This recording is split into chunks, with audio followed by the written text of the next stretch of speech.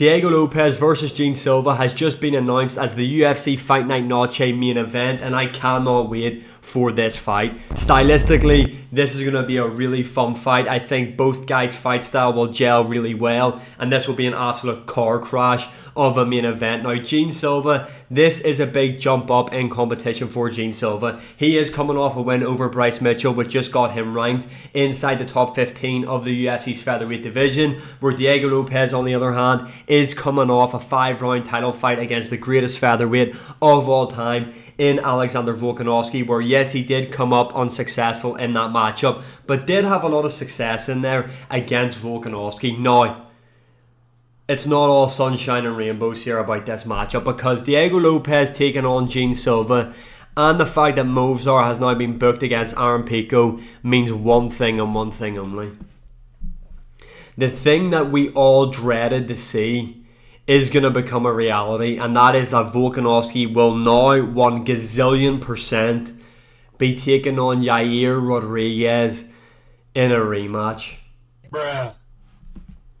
Doesn't make any sense at all. But anyway, let's not waste time talking about the negatives. Let's focus on the fight in hand, which is Diego Lopes versus Gene Silva. Again, this will be a 5-round main event for UFC Noche, which isn't taking place in Mexico. It's actually taking place in San Antonio, Texas. And what else is actually kind of funny about this is that this is meant to be for Mexican Independence Day, I believe, this card. But both of these fighters are from Brazil. So, back to the fight itself.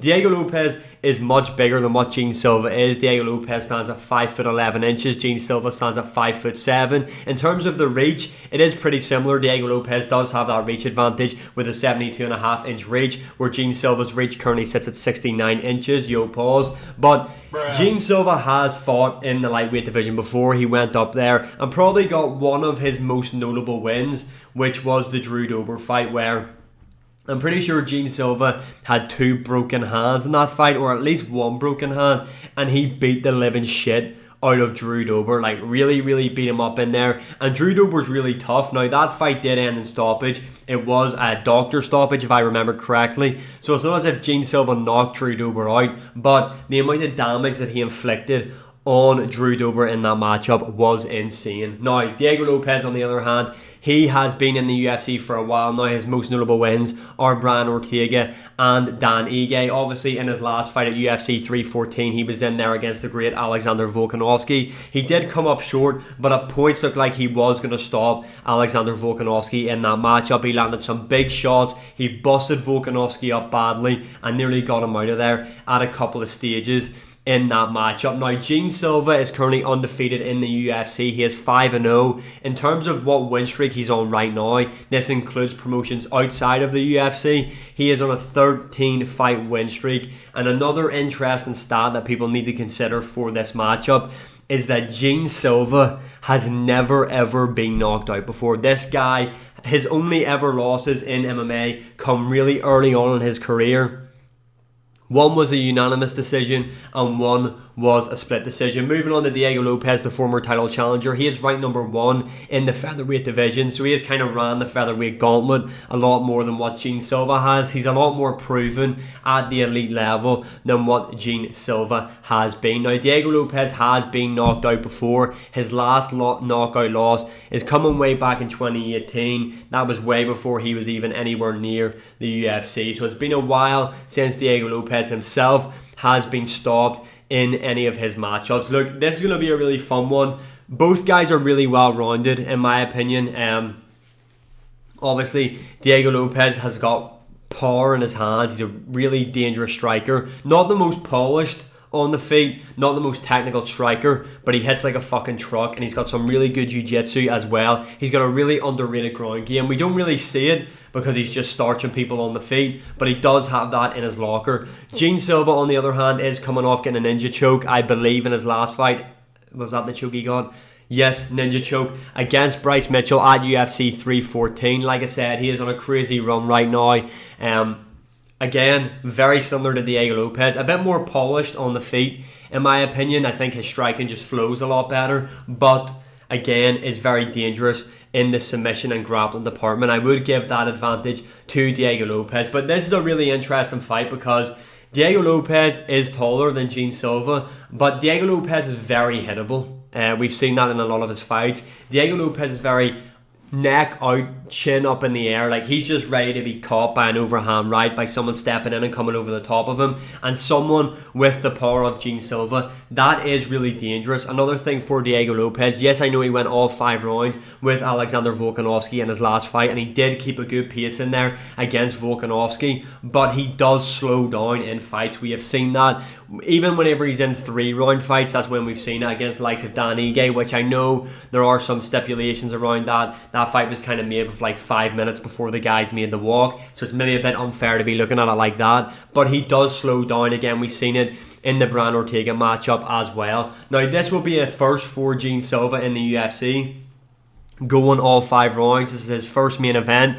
Personally, I don't think this fight goes all 5 rounds, in my opinion, and I can see path to victories for both guys. Starting off with Diego Lopes, obviously the much taller guy. I think he can impose his will and kind of maybe not bully Gene Silva in there, that might not be the word, but I feel like he can really assert his size on the Gene Silva in there.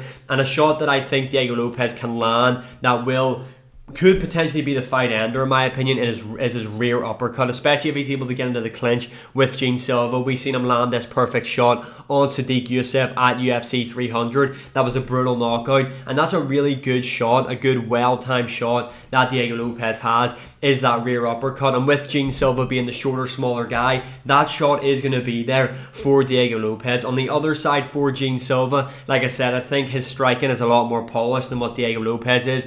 He throws a lot more feints, so I think he could get Diego Lopes to start biting on a lot of feints in there, which will then allow him to mix up. Say, for example, he starts targeting the body with a jab to the body, over the top, right hand, where Diego Lopes is just a sitting duck, in my opinion, with his chin up in the air. It's a really exciting matchup. The experience and the more proven ability is with Diego Lopes, but Gene Silva is on a crazy run right now, has got the hype, the backing of the fighting nerds, which I know Carlos Prates lost to Ian Gary and it kind of took a bit of a dip, but Gene Silva, the man who barks like I show speed, does have a very solid fan base. It's going to be a really close fight. My final prediction